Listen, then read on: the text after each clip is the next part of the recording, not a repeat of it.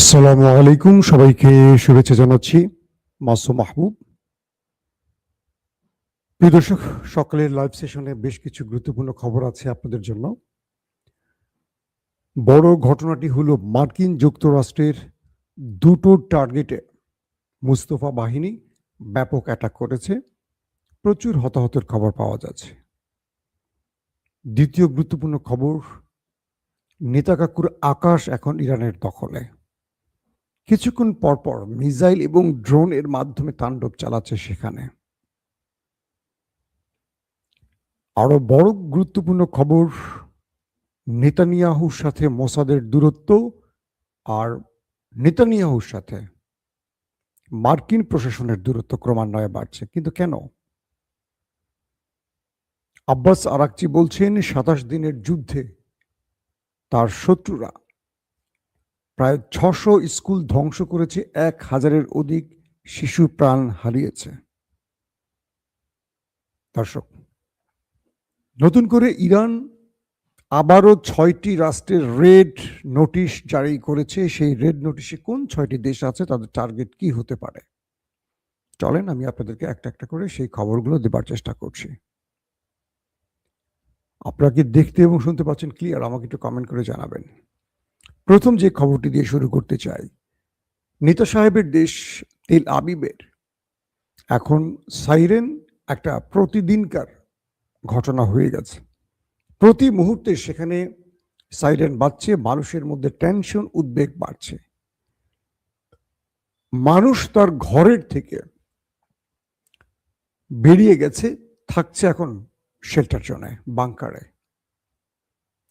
তাদের মানুষগুলো বলছে যে আমরা এইভাবে থাকতে থাকতে মানসিকভাবে অসুস্থ হয়ে পড়ছি, কারণ আমাদের ২৭ দিন ধরে আমরা এইভাবে বাংকারে অবস্থান করছি। এখন আমরা আমাদের ঘর বাড়িতে ফিরে যেতে পারছি না ঠিক মতো। গতকাল ইরান সেই দেশটির ভেতরে বড়সড় বেশ কিছু অ্যাটাক করেছে। এমনও অ্যাটাক হয়েছে যে মিসাইলগুলো, একটি মিসাইল গিয়ে কয়েকটি ভবনে একসাথে হিট করে পুরো ধ্বংস করে ফেলেছে। আবার সবচেয়ে বিপজ্জনক যে বিষয়টি তৈরি হয়েছে সেটি হলো, ইরানের মিসাইল বা ড্রোনকে ইন্টারসেপ্ট করতে গিয়ে ইসরায়েল যখন ইন্টারসেপ্ট করছে, তখন সেই ইন্টারসেপ্টের সময় সে মিসাইলের ধ্বংস হওয়ার টুকরো টুকরো ওয়ারহেডগুলো, এগুলো সেই দেশটির ভেতরে পড়ছে এবং সেখানে বিভিন্ন জায়গায় আগুন ধরে যাচ্ছে। প্রাণহানির ঘটনা ঘটছে। কালকেও মারা গেছে কজন। অর্থাৎ আকাশে যখন এই মিসাইল বা ড্রোনটিকে ইন্টারসেপ্ট করছে ইসরায়েল, তখন সেটি তার দেশের, মানে তার ভূখণ্ডের মধ্যেই বিভিন্ন জায়গায় পড়ছে। সেখান থেকেই বিস্ফোরণ হচ্ছে এবং ব্যাপক হতাহত বা ক্ষয়ক্ষতির ঘটনা ঘটছে। এটি হলো সেই দেশটির জন্য সবচেয়ে উদ্বেগের। এতদিন তারা বলতো ইন্টারসেপ্ট করেছে, এখন তারা ইন্টারসেপ্ট করলেও তাদের জনগণ ক্ষতিগ্রস্ত হচ্ছে, তাদের আবাসন ক্ষতিগ্রস্ত হচ্ছে, তাদের বিভিন্ন স্ট্রাকচার, মানে স্থাপনা ধ্বংস হচ্ছে। বলা হচ্ছে এই মুহূর্তে আকাশ মুস্তফা বাহিনীর দখলে প্রায়, কারণ প্রতি মুহূর্তে ড্রোন এবং মিসাইল ধারাবাহিক সেই দেশটিতে প্রবেশ করছে এবং তাদের ইন্টারসেপ্টর সেইভাবে সেগুলোকে ইন্টারসেপ্ট করতে পারছে না। তাদের প্রতিরক্ষা ব্যবস্থা মোটামুটি ভেঙে পড়েছে, অসহায় হয়ে গেছে মিসাইল এবং ড্রোনের কাছে। এতে করে ইরান তার যে কোনো টার্গেটকে মোটামুটি এখন লক করে হিট করতে পারছে। ইরান যেটাকে টার্গেট করছে সেটাকে সফলভাবে হিট করতে পারছে। এটা ইরানের সাফল্য আর ওদের জন্য মহা টেনশনের কারণ। কারণ সেই দেশটির গুরুত্বপূর্ণ যত প্রোফাইলের ব্যক্তি আছে, গুরুত্বপূর্ণ হাই প্রোফাইলের ব্যক্তি আছে, সামরিক বাহিনী প্রোফাইলের ব্যক্তি আছে, যত রকম স্থাপনা আছে, সবগুলো এখন ইরানের টার্গেট হচ্ছে প্রতিদিন নতুন নতুন করে। দর্শক, দ্বিতীয় গুরুত্বপূর্ণ খবর হলো, মার্কিন যুক্তরাষ্ট্রের একটি ঘাঁটি আছে সৌদি আরবের, প্রিন্স সুলতান বিমান ঘাঁটি। সেখানে ইরান কালকে বড়সড় অ্যাটাক চালিয়েছে। বড়সড় মানে ভালো একটা অ্যাটাক চালিয়েছে এবং বলা হয়েছে সেই অ্যাটাকে আমেরিকার বেশ কিছু বিমান, তাদের তেল রিফুয়েলিং বিমান এবং বেশ কিছু সামরিক অস্ত্র ধ্বংস হয়েছে। পাশাপাশি 12 জন সেখানে আহত হয় ইরানের হামলা, 12 জন মার্কিন সেনা। আমেরিকার পক্ষ থেকে বলা হয়েছে 2 জন গুরুতর অবস্থায় আছে। যদিও এখন পর্যন্ত এই দেশ দুটো তাদের নিহতের সংখ্যা একদম মানে কি বলবো জিরো লেসে নিয়ে বলে। এখন পর্যন্ত তারা বলছে তাদের নিহতের সংখ্যা 13 জন আর আহতের সংখ্যা 300 জন। আমেরিকা শুধু এটা হিসাব।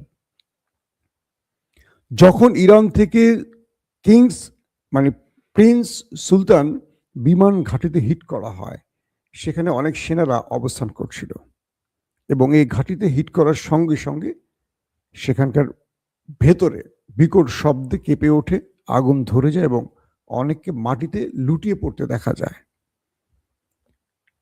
এখনো লাস্ট আপডেট আমাদের হাতে আসেনি যে কজন ওপারে চলে গেছে, বাট ওপারে যাওয়ার সংখ্যাটা অনেক বেশি, যদি সেটা তারা প্রচার করবে না। বাট তাদের অনেকগুলো বিমানেরও ক্ষতি হয়েছে, কার্গো মানে রিফুয়েলিং বিমানেরও ক্ষতি হয়েছে, অনেক কিছু স্ট্রাকচারের ক্ষতি হয়েছে।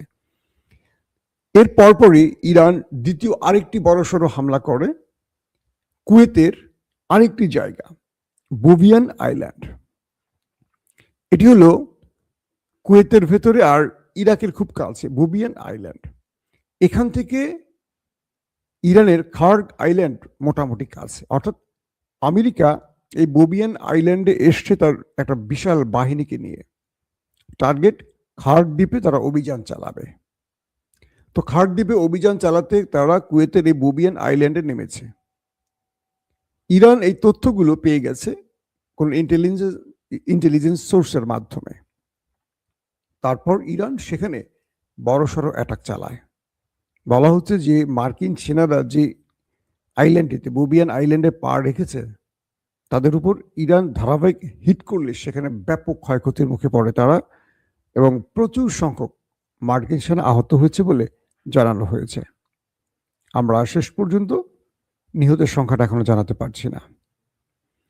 প্রিয় দর্শক,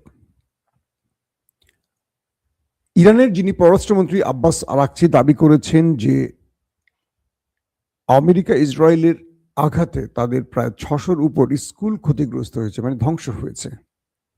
এতে 1000-এর অধিক শিশু প্রাণ হারিয়েছে। এই সংখ্যাটা খুবই ভয়াবহ। প্রাণ হারিয়েছে বা অথবা আহত হয়েছে, হতাহত হয়েছে, শব্দটা এরকম বলা হয়েছে। এটা খুবই বড় একটা ঘটনা। একটি দেশ 600-র অধিক স্কুল কি ধ্বংস করে ফেলেছে, তাদের টার্গেট তাহলে কোথায় এবার বলেন? জাতিসংঘে ইসরায়েলের প্রতিনিধি বারবারই বলছে যে তাদের সিভিলিয়ানদের উপর, তাদের সাধারণ নাগরিকদের উপর ইরান ক্লাস্টার বোমা মারছে। কিন্তু ইরানের এই কথাটা কেউ শুনছে না। তাদের 600-র উপরে স্কুলকে যে কেন হামলা করা হলো? পৃথিবীর কোনো যুদ্ধ আইনে স্কুল, হাসপাতাল, কোনো দাতব্য সংস্থা, সেটা রেড ক্রস বা রেড ক্রিসেন্ট, এইরকম প্রতিষ্ঠানের উপর হামলা নিষিদ্ধ, কিন্তু স্কুলগুলোর উপরে হামলার কারণ কি? প্রচুর শিশুরা হতাহত হয়েছে। এটার জবাব আমেরিকা ইসরায়েল কি করে দেবে?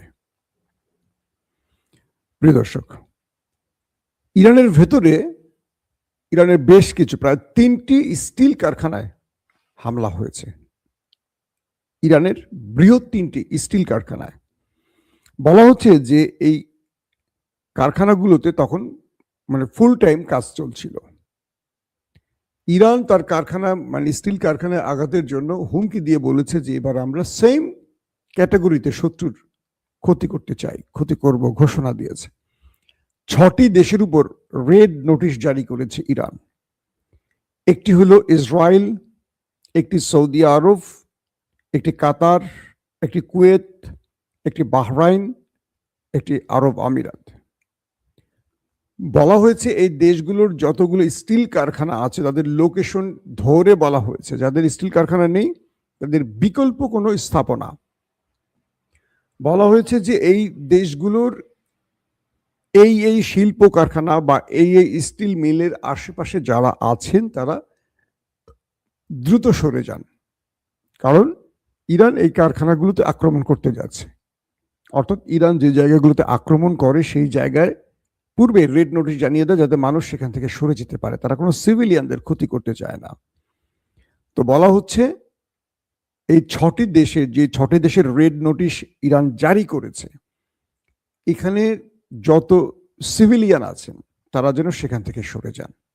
পাশাপাশি বলা হচ্ছে মার্কিন স্বার্থ সংশ্লিষ্ট যত অফিস, আদালত, ঘাঁটি মাটি যা আছে, এখানে যেন কোনো সিভিলিয়ানরা না আসে। এগুলো ইরানের বৈধ টার্গেট হবে। এইভাবে ঘোষণা দিয়ে ইরান এখন মাঠে নেমে খেলা শুরু করেছে। দর্শক,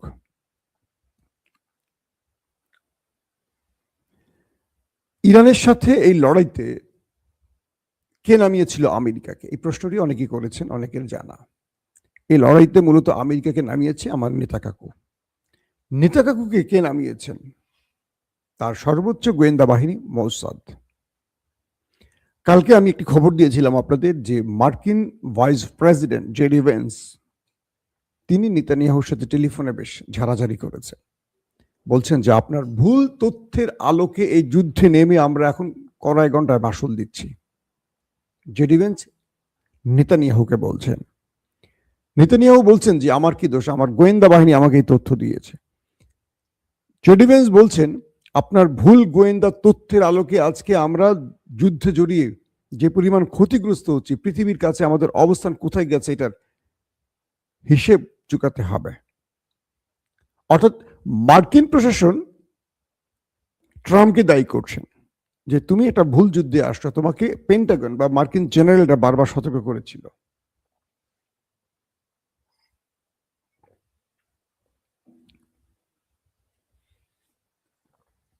কিন্তু তুমি কারো পরামর্শ শোনোনি। তুমি বলেছো যে তোমার কাছে সঠিক তথ্য আছে, নেতানিয়াহু সঠিক তথ্য দিয়েছে, মোসাদ তোমাকে সঠিক তথ্য দিয়েছে।